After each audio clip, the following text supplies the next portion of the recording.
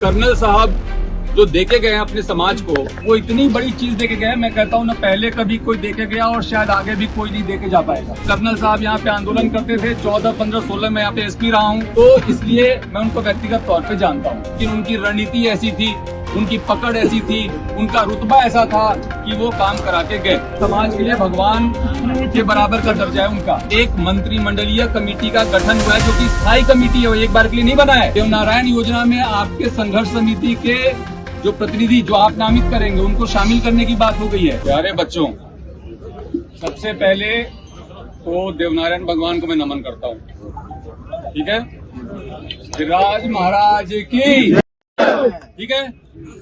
और इससे पहले आपके आने के पहले सारे लोग आगे के ट्रैक से कोई नहीं बचा, सबको लिया है, सर जिम्मेदारी से लिया है।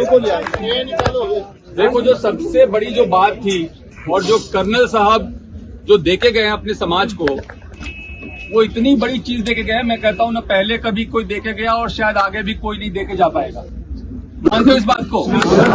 एक तरीके से समाज के लिए भगवान के बराबर का दर्जा है उनका।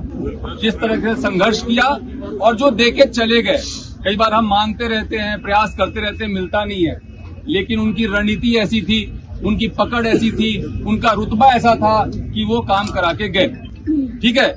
इसीलिए हम सभी आज उनको बहुत सम्मान देते हैं। जब कर्नल साहब यहाँ पे आंदोलन करते थे 14, 15, 16 में यहाँ पे एसपी रहा हूँ, कई बार उनसे मिला हूँ, कई बार उनसे बात हुई है, तो इसलिए मैं उनको व्यक्तिगत तौर पे जानता हूँ। अब जहाँ बात बच्चों की थी, जो हमारे 372 वाले बच्चों की मांग उठाई, कहाँ गया बच्चा वो, ये है, और बाकी और साथी लोग हैं।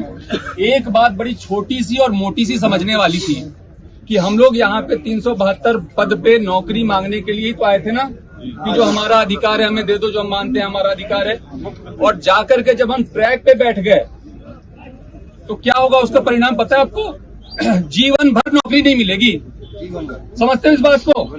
रेलवे एक्ट का मुकदमा लेगा तो जीवन भर नौकरी नहीं मिलेगी, तो हम कर क्या रहे हैं? और मैं इसलिए वहां से चल के आया। बात ये थी कि पुलिस को नहीं जाना चाहिए, लेकिन मैं इसलिए चल के आया कि ये बच्चे अपने लिए कर क्या रहे हैं। और मैं धन्यवाद देता हूं प्रधान जी का, मैं धन्यवाद देता हूं प्रधान जी का कि इन्होंने सबसे पहले इस बात को समझा, वहां पे गए, आपको समझाया, और अधिकांश बच्चे तो मेरे ख्याल से आगे समझ के और बाकी को भी अब समझा के ले आए।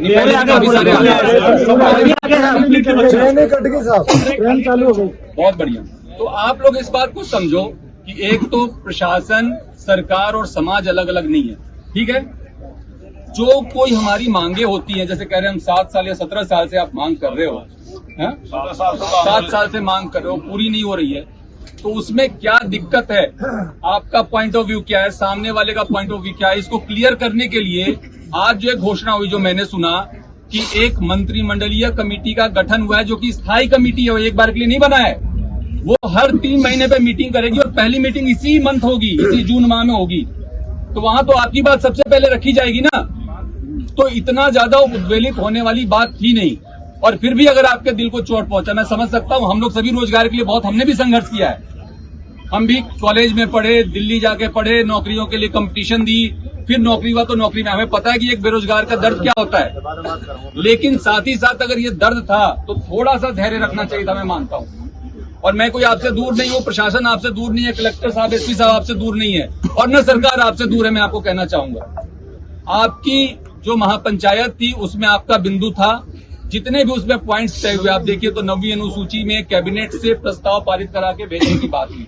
एक ये मन में हमेशा डर रहता है ना सबके कि कहीं हमारा आरक्षण खत्म नहीं हो जाए, ठीक है। तो वो 9वीं अनुसूची में डालने के लिए कैबिनेट से प्रस्ताव पारित करने की बात को लेकर के सरकार ने अपनी सहमति व्यक्त की है, जो कि पहली बार हुआ।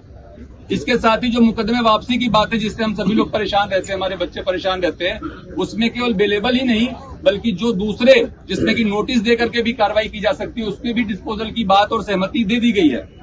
देवनारायण योजना में आपके संघर्ष समिति के जो प्रतिनिधि जो आप नामित करेंगे उनको शामिल करने की बात हो गई है।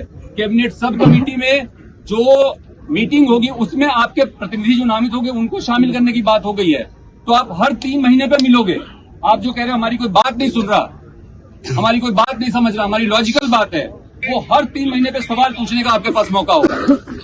तो मेरी कोई बात पे आपत्ति है क्या?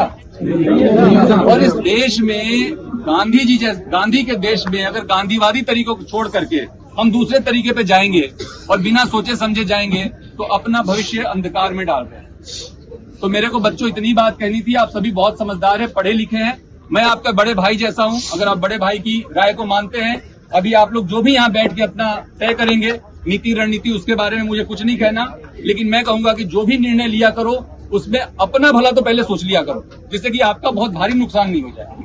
तो इतनी सी बात करनी थी। सबको बहुत बहुत धन्यवाद। वंदे मातरम।